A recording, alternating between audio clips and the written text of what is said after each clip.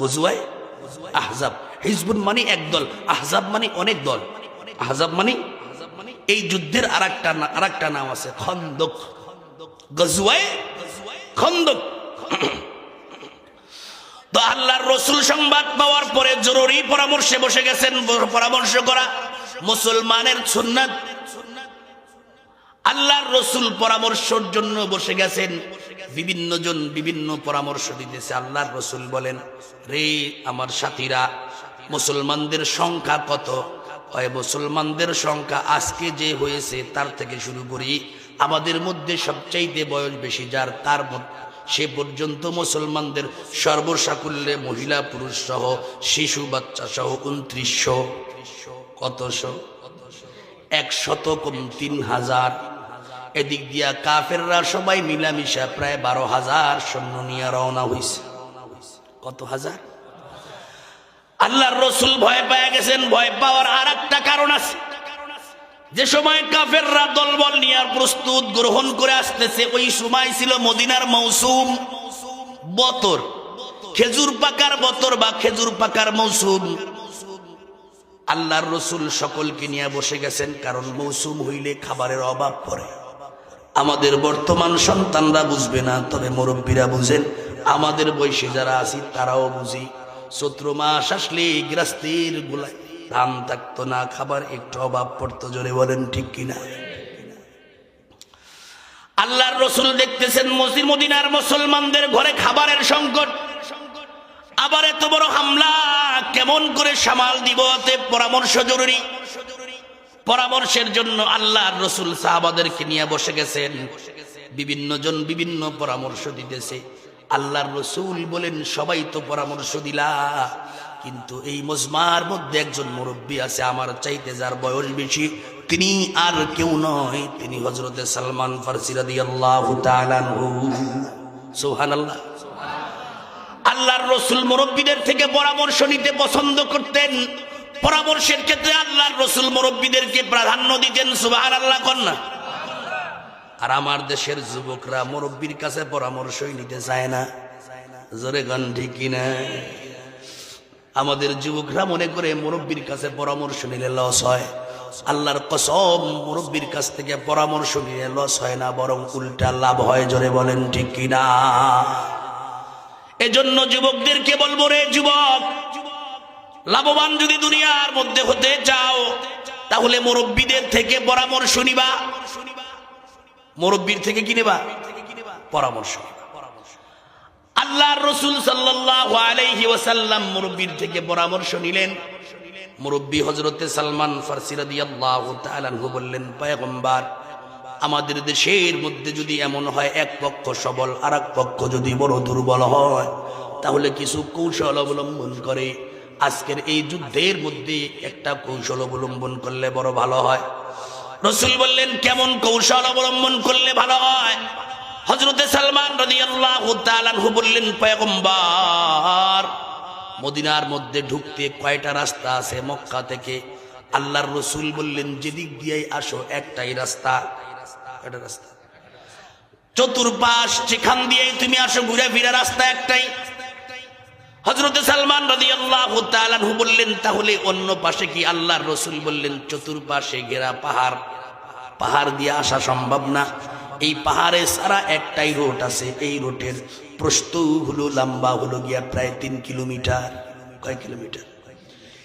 এই 3 কিলোমিটার বাদ দিয়া বাকি সব জায়গায় হলো গিয়া বড় বড় পাহাড়, উঁচা উঁচা পাহাড়। এই পাহাড় ডাঙায় আসা সম্ভব না।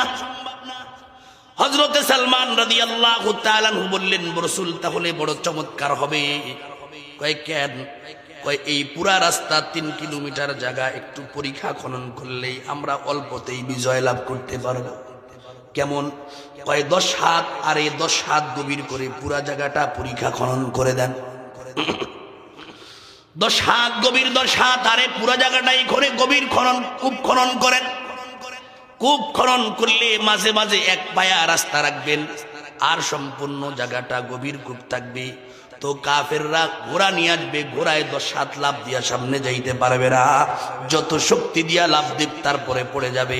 নিচে পড়লে আমরা পাশ থেকে ইটা মারলেও মারা সম্ভব হবে। ঠিক না? আল্লাহর রসুলের যে হযরত সালমান রাদিয়াল্লাহু তাআলা আনহুর যে খেয়াল, আল্লাহর রসুল ফয়সালাও দিলেন তাই। সুবহানাল্লাহ। আল্লাহর রসুল বললেন কাজ করার মতো সাহাবীরা কারা কারা আছো সকলে বের হয়ে যাও। যুবকরা বৃদ্ধরা সকলে একাকার হয়ে গেল, গণনা করা হলো। রসুল বললেন এই কাজ কাম করার মধ্যে যারা আছে প্রায় 1000 সাহাবী উপস্থিত হয়ে গেছে। আল্লাহর রসুল প্রত্যেক দল ভাগ করে দিলেন 10 জন 10 জন করে। কয়জন? এমন করে করে আল্লাহর রসুল বললেন 10 জন 10 জন করে তোমাদের জামাত 10 জন করে, 10 হাত করে লম্বা, 10 হাত গভীর, 10 হাত আরে, এরকম করে গর্ত খনন করবা।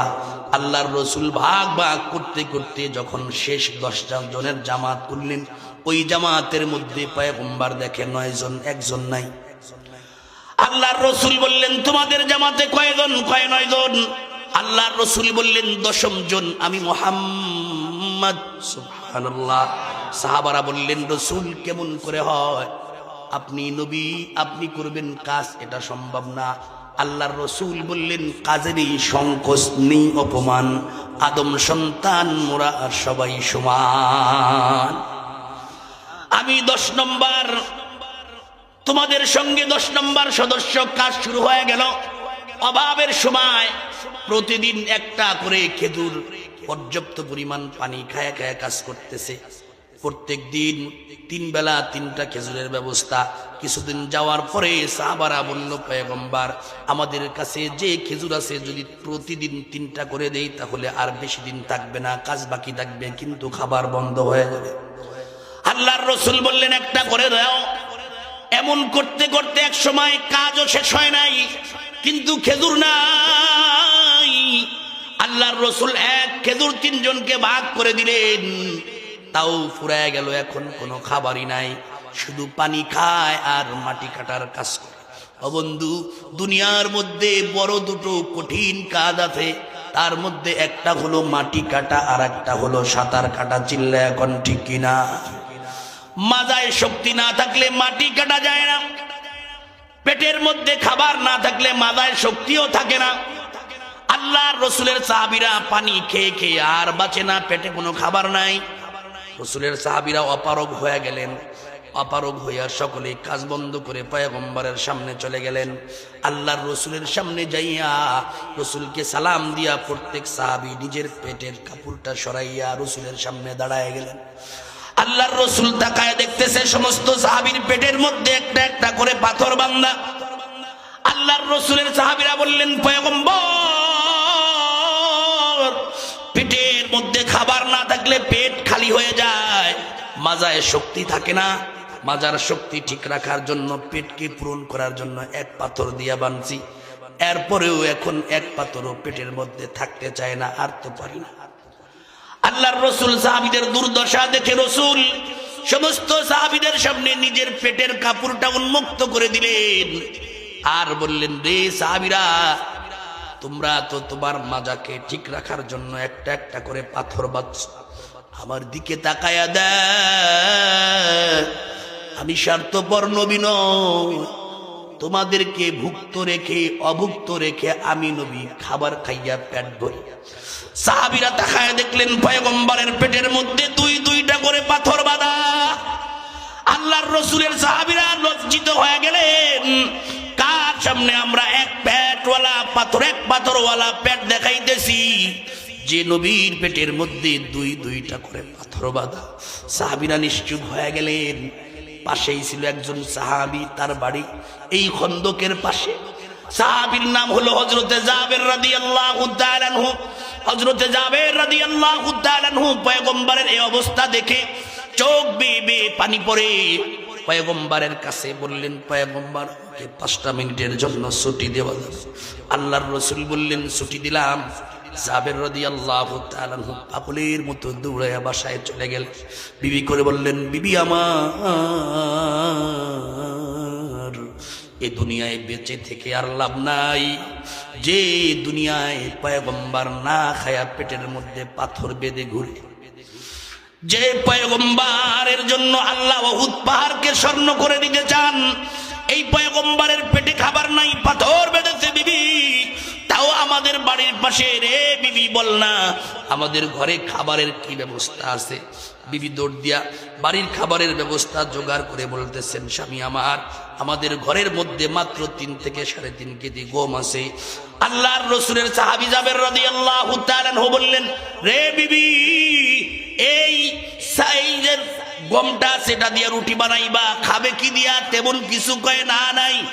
আল্লাহর রাসূলের সাহাবীর বিবি বলতেছে, স্বামী আমার, আমাদের যে ছোট ছোট 2 মাসুম বাচ্চা আছে, এই মাসুম বাচ্চাদেরকে যে ছাগল থেকে দুধ পান করায়, এই ছাগলটাও খাবারের অভাবে শুকায় গেছে, হাড্ডি চামড়ার সঙ্গে মিশে গেছে, এই ছাগলটাই আছে।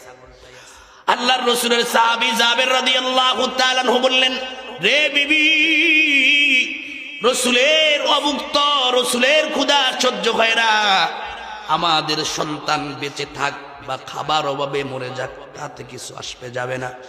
একটা কাজ করি, এই ছাগলকে জবাই করে দেই, আর এই গমগুলা দিয়া তুমি আটা বানাও, রুটি বানাও। সাহাবীর স্ত্রী বন্ধুরে আমার, যেমন পুরুষ এরকম তার বিবি হয়, জোরে বলেন ঠিক কিনা? আল্লাহর গোলাম স্বামী প্রস্তাব করতে দেরি আছে, বিবি প্রস্তাব গ্রহণ করতে দেরি করেন নাই। স্বামী স্ত্রী 2 জন মিলেমিশে ছাগলটা জবাই করলেন। জবাই করে আল্লাহর রাসূলের সাহাবীর বিবি বলতেছেন, রে সাহাবী, রাসূলের পয়গম্বরের সাহাবী, যে খাবার, যে পরিমাণ গোশত, 3 থেকে 3.5 কেজি গোশত আর 3 কেজি আটা 5-7 জন মানুষের বেশি খাইতে পারবে না। অতএব আপনি এখন যান, পয়গম্বরের দুয়ারে যান, পয়গম্বরকে দাওয়াত দিবেন, সাথে 2-4 জন লোককে দাওয়াত দিবেন, পুরা ডিটেলস বর্ণনা করবেন, তাদেরকে দাওয়াত দিবেন। বেশি লোক হলে কিন্তু পয়গম্বর খাইতে পারবে। ঠিক তাই হযরতে জাবের রাদিয়াল্লাহু তাআলা আনহু ব্যবস্থা করে চলে গেলেন। আল্লাহর রাসূলকে সালাম দিয়া বললেন, পয়গম্বর, এই হলো আমার বাড়ির ব্যবস্থাপনা, আপনি সহ হযরতে ওমর, হযরতে আবু বকর, হযরতে ওমর সহ 2-3 জন, মোট 4-5 জন লোকের দাওয়াতের ব্যবস্থা আমার বাড়িতে হয়েছে। পয়গম্বর দাওয়াত, আল্লাহর রাসূল দাওয়াত কবুল করলেন। দাওয়াত কবুল করার পর আল্লাহর রাসূল বললেন, রে জাবের, ঠিক আছে, এই ব্যবস্থা করছো? কয়, হ্যাঁ করেছি। আল্লাহর রাসূল বললেন, জাবের, বাড়ি চলে যাও। বাড়ি চলে যাওয়ার পরে স্ত্রী যদি গোশতের তরকারি রান্না করে ঢাকনা দিয়া ঢেকে রাখবা, আর ওই দিকে গমের খামিরা বানাইছে, আটা ছেনছে, ওটার পাত্রটাও ঢাকনা দিয়ে ঢেকে রাখবা, আগ থেকে রুটি বানাইবা না, চলে যাও।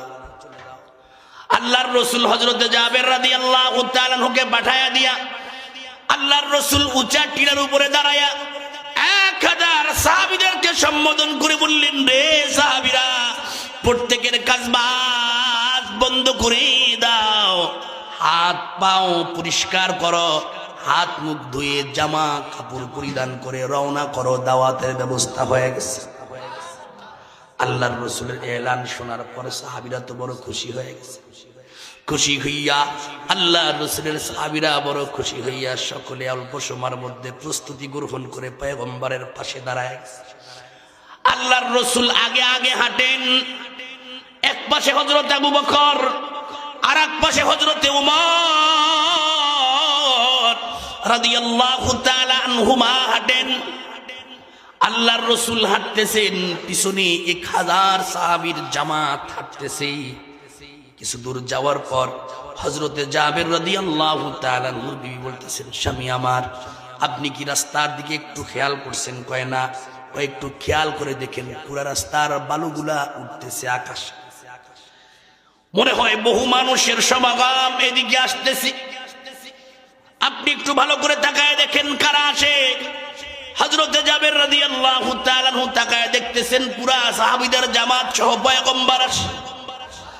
আল্লাহর রাসূলের সাহাবী বললেন, বিবি রে, সব সাহাবী সহ পয়গম্বর আসতেছেন। বিবি মাথায় হাত দিয়ে বললেন, স্বামী আমার, কাজটা কি করছেন? আপনারে বারবার বুঝায়া বললাম, পয়গম্বরকে বুঝায়া বলবেন, খাবারের ব্যবস্থাপনা এমন, এত মানুষ আসলে আমি কি খাবার দিব, কোথায় না বসতে দিব, কি সে খাবার দেব, আমার কি তা আছে? আপনি কেন রাসূলকে বুঝায়া বলেন নাই? হযরতে জাবের বলতেছে, বিবি আমার, আমি রাসূলকে বারবার বুঝায়া বলেছি, কিন্তু তারপরে রসুল যেহেতু সকলকে নিয়ে আসতেছে, ও বিবি টেনশন করিও না। আমার মন বলে আজকে রব্বুল আলামিন আমাদের বাড়িতে একটা কাণ্ড ঘটায়া দিবে, কারণ রহমতের নবী আসতেছে আমাদের বাড়িতে। তুমি টেনশন করিও না। আল্লাহর রসুল সাহাবাদেরকে নিয়ে আসলেন উঠানের পাশে। আল্লাহর রসুল সাহাবাদেরকে বললেন, যার যার জায়গায় বসে যাও। সাহাবীরা বসে গেছে।